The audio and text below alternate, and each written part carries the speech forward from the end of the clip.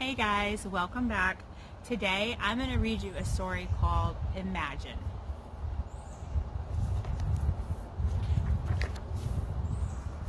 Imagine by Juan Felipe Pera, illustrated by Lauren Castiel. If I picked a chamomile flowers as a child, and the wind fills and whispers to their funny, fuzzy faces, imagine. If I let tadpoles swim across my hands in the wavy creek, imagine. What do you notice about the arrangement of words on these pages? Did you kind of notice that they're set up like a poem and they repeat themselves? If I jumped up high into my papi's army truck and left our village of farm workers and waved adios to my amigos, imagine. What do you think's happening now in this story? And what is the author having to leave behind?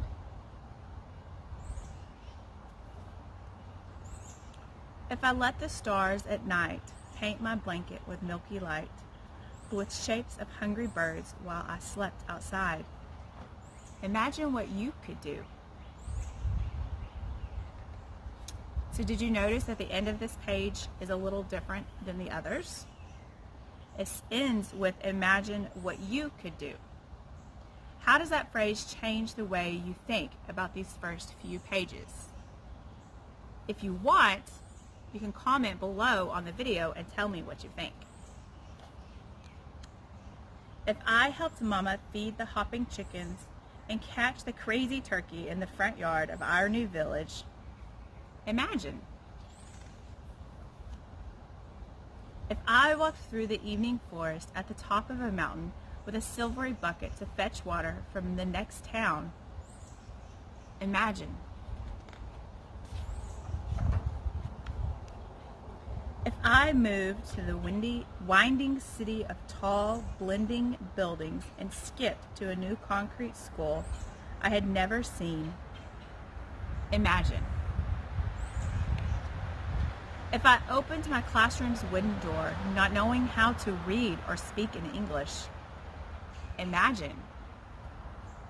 Can you guys think about that? How would that make you feel if you had to go into a new situation and you didn't know the language, you didn't know the culture, you didn't know anything? How would that make you feel? Comment below and let us know. If I practice spelling words in English by saying them in Spanish, like pencil for pencil, imagine. If I collected gooey and stickies, ink pens, because I loved how the ink flowed like tiny rivers across soft paper, imagine. If I grabbed a handful of words I had never heard and sprinkled them over a paragraph so I could write a magnificent story, imagine. If I stood up in a school far away from where I lived and sang for the first time in front of a class, imagine. If I started to write a poem on a skinny paper pad from school as I walked on the wide sidewalk and then finished it when I got home, imagine. Look at the pictures and think about how it is changing. What is Juan excited about now?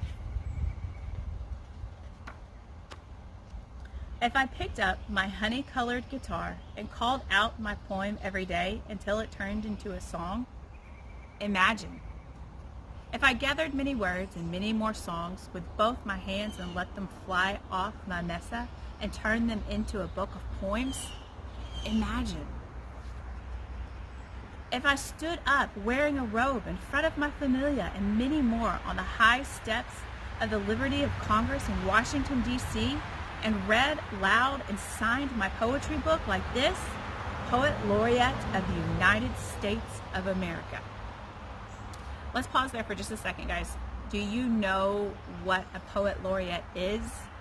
That is a very high honor to be the poet of the United States. So that means that before speeches and before presentations that the president might do or that Congress might have, that he would open up with a poem.